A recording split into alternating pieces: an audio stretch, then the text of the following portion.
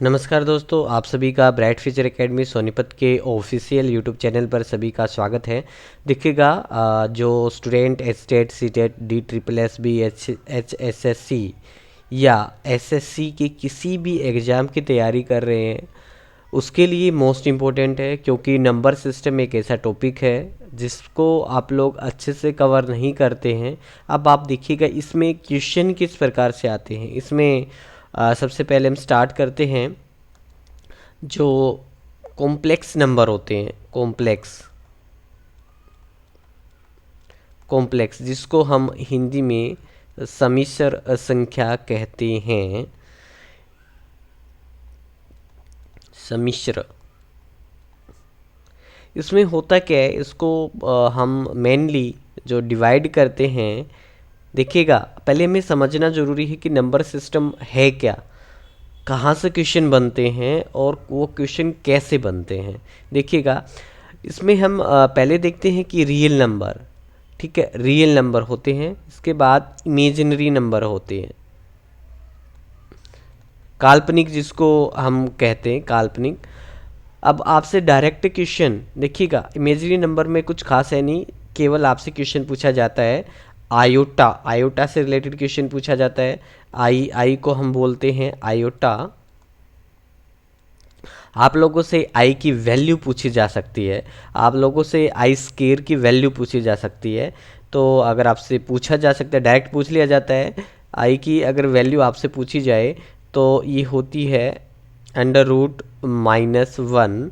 और आप लोगों से पूछा जाए कि आई स्केयर, आयोटा स्केयर की अगर आप लोगों से वैल्यू पूछी जाए तो वो होती है -1। ये आपको अपनी नोटबुक में एक बार लिख लेना है, क्योंकि मोस्ट इम्पोर्टेंट है। डायरेक्ट कई बार क्वेश्चन पूछ लिया जाता है। आप लोग सोचते हैं कि इजी, जो मैथ्स स्टेट की तैयारी कर रहे हैं, तो उनको तो बता दूं कि मैथ्स का पोर्शन बहुत ज़्यादा आने वाला है। आप लोगों को पता है, क्वांटिटिव एप्टीट्यूड करके अलग से रहता है और फिर मैथ्स का पोर्शन अलग से रहता है। टोटली आप देखा जाए तो 40 से 50 नंबर का तो उसमें डायरेक्टली आता ही है। बाकी आप सीटेट की तैयारी, डी ट्रिपल एस बी में अच्छा खासा मैथ्स आता है, एचएसएससी में बहुत अच्छा मैथ आता है। तो आप लोगों को ध्यान रखना है, ये आयोटा की वैल्यू ध्यान रखनी है। आयोटा वर्गमूल -1 और आई स्केयर या आयोटा स्केयर की वैल्यू आपसे पूछी जाए तो -1। इनका आप लोगों को खास ध्यान रख लेना है। इसके बाद देखते हैं आगे।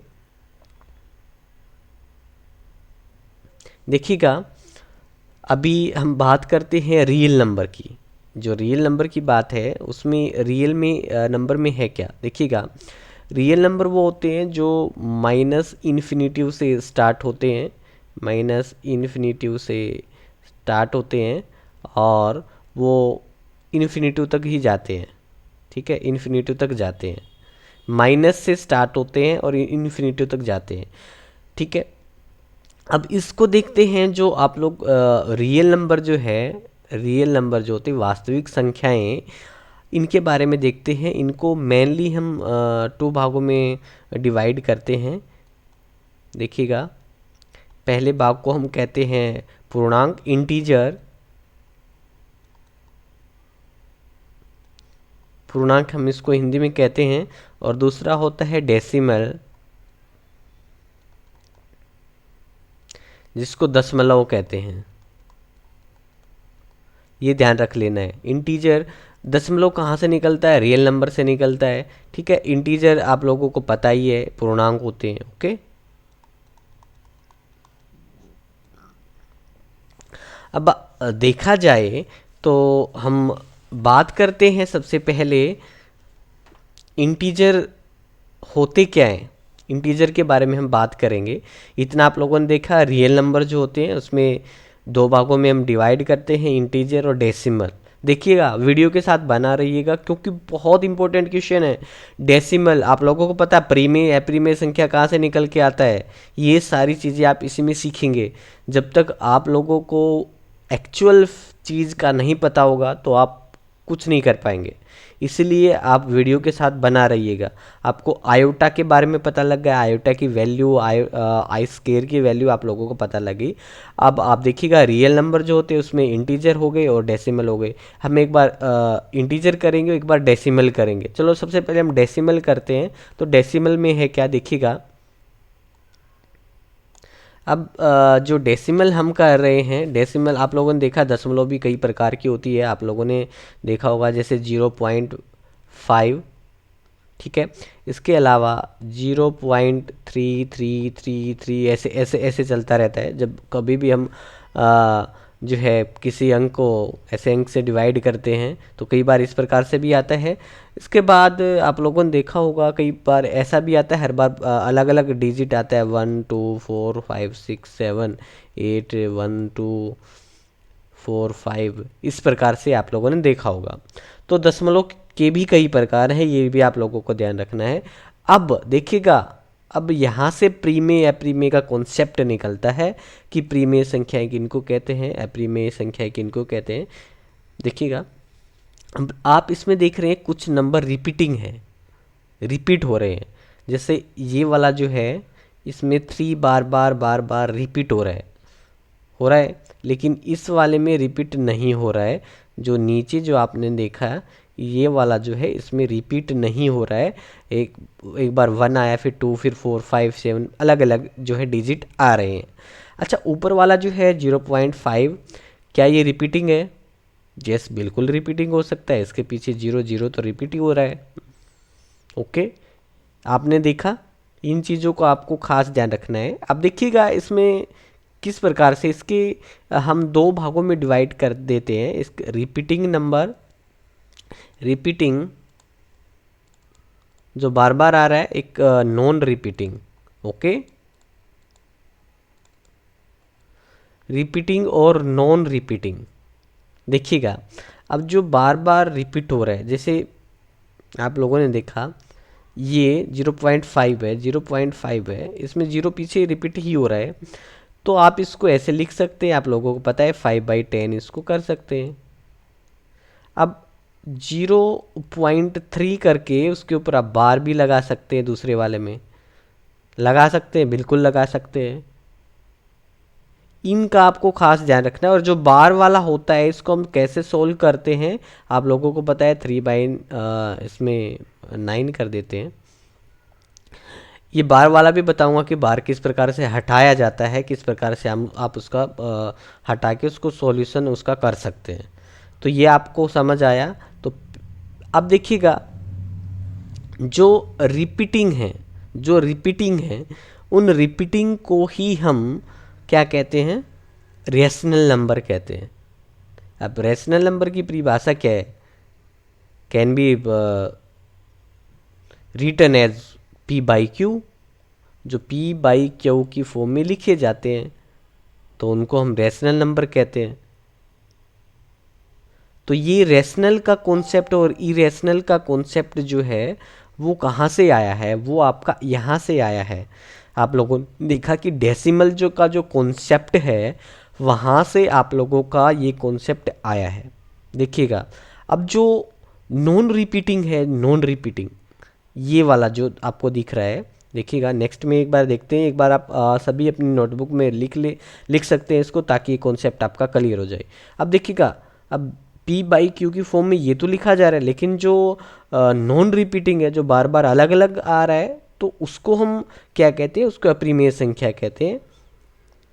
अच्छा बताओ, पाई जो है वो क्या है, परिमेय संख्या या अपरिमेय संख्या है? और 22/7 क्या है, वो अपरिमेय है या परिमेय है? अब आप लोग सोचोगे कि पाई और 22/7 तो इक्वल है, एक ही चीज़ है। नहीं, देखिएगा आगे। अब मैं आप लोगों को बताऊं कि जो नॉन रिपीटिंग है, जो रिपीट नहीं हो रहे हैं, जो आपने देखा कि जो अलग अलग आ रहे थे, जैसे आपने 0.2 3 4 5 7 8 1 2 5 6 कुछ इस प्रकार से जब आते हैं तो ये नॉन रिपीटिंग है, वो रिपीट नहीं हो रहा है, तो उनको हम अपरिमेय संख्या कहते हैं। ठीक है, ये मोस्टली आप देखेंगे √2 √3 इस प्रकार से होते हैं। ठीक है, इनको क्या बोलते हैं, इरेशनल नंबर, अप्रीमेय संख्याएं, जिनको p बाई क्यू की फॉर्म में नहीं लिखा जा सकता है। ओके, अब देखिएगा आपसे पूछा मैंने कि पाई क्या है। भाई पाई के बारे में अगर हम बात की जाए तो पाई जो है वो अप्रीमेय संख्या है। क्या है, अप्रीमेय संख्या। और 22/7 क्या है, वो प्रीमेय संख्या है, क्योंकि 22/7 जो है वो एक्चुअल वैल्यू नहीं है। 22/7 जो है वो उसकी एक्चुअल वैल्यू नहीं है पाई की, वो नियर बाई कहते हैं, हम उसको मान लेते हैं। आप देखिएगा अगर पाई की वैल्यू आपको 22/7, 22 को 7 से डिवाइड करके देखना कहाँ तक जाएगा। अगर आपसे देखिएगा क्वेश्चन यहाँ से पूछ लिया जाता है पाई क्या है, प्रीमेय संख्या है, अप्रीमेय संख्या है, इनमें से कोई नहीं है, और ऑप्शन दे सकता है।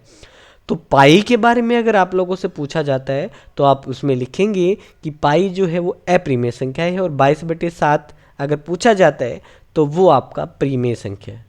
ओके, एक क्वेश्चन यहाँ से बनता है, तो आप लोगों को ये याद रख लेना है। ओके, हमने इसमें देखा प्रीमेय संख्या, अप्रीमेय संख्या, डेसिमल का कॉन्सेप्ट जो है, ठीक है, वो कहाँ से आया है। इससे पहले हमने देखा इमेजिनरी नंबर आयोटा, उसके बारे में हमने पढ़ा। तो यहाँ से 2 क्वेश्चन 3 क्वेश्चन तो ईजिली बन ही जाते हैं। ओके, अब देखते हैं नेक्स्ट में क्या है, मतलब नेक्स्ट हमारा जो है किस प्रकार से क्वेश्चन बनता है। देखिएगा अब हमारा क्वेश्चन कई बार बना जाता है कि ए और बी, कोई भी ऐसे क्वेश्चन आ सकता है, ए और बी के बीच प्रीमेय संख्या बताओ। तो सिंपल सा एक आप लोग सभी ये फॉर्मूला लगाते हैं, ए प्लस ए, पहले देखिएगा क्वेश्चन क्या है, ए और बी के बीच परिमेय संख्या, परिमेय संख्या के बारे में पूछ लिया जाता है। तो आप क्या करते हैं, a प्लस बी डिवाइड कर देते हैं 2 से। कई बार ऑप्शन में नहीं मिलता है तो आप एक फॉर्मूला और लिखेंगे, a k plus b and divide by k plus 1। ये फॉर्मूला फिट कर लेना। जैसे अभी देखेंगे अगर k 2 है तो हम करेंगे 2a प्लस बी बाई 3। अब 3 क्यों करेंगे, क्योंकि k 2 है, 2 में 1 ऐड किया तो नीचे तो 3 आएगा। यहाँ पे जो लिखेंगे उसमें एक ऐड करके नीचे लिख देंगे। ओके, अब यहाँ पे हमने करा 3a plus B divide by 4। ठीक है, तो ये a और b के बीच प्रीमेय संख्या ज्ञात करने का फॉर्मूला है। तो ये भी आप लोग लिख सकते हैं। कई बार ऐसे यहाँ से क्वेश्चन बनता है, कई बार पूछा जाता है, ऐसी जगह से ही क्वेश्चन पूछा जाता है। ओके, इसके बाद देखिएगा, इसको इरेज कर देता हूँ, एक बार लिख सकते हैं आप सभी, ए के plus B divide by k plus 1। Direct formula तो यही है, ए प्लस बी डिवाइड बाई 2। अगर ये नहीं मिलता है देन आप नेक्स्ट कर सकते हैं। ओके, इसके बाद देखिएगा, इसमें अब हम बात करते हैं ए और बी, ए प्लस बी के बीच अप्रीमेय संख्या, अप्रीमेय संख्या। तो इसके लिए हमें क्या करना होगा, इसके लिए वर्गमूल ए बी, और या आप कर सकते हैं ये ए बी, इसकी फॉर्म में आप लोगों को मिलेंगे। ठीक है, आई थिंक ये आप लोगों को समझ आया होगा, ए प्लस बी के बीच अप्रीमेय संख्याएं। ओके, बने रहिएगा वीडियो के साथ। नेक्स्ट वीडियो के लिए हम जल्दी ही नेक्स्ट वीडियो लेके आते हैं। अगर वीडियो पसंद आए तो उसको लाइक कीजिएगा, शेयर कीजिएगा, सब्सक्राइब कीजिएगा। Thank you.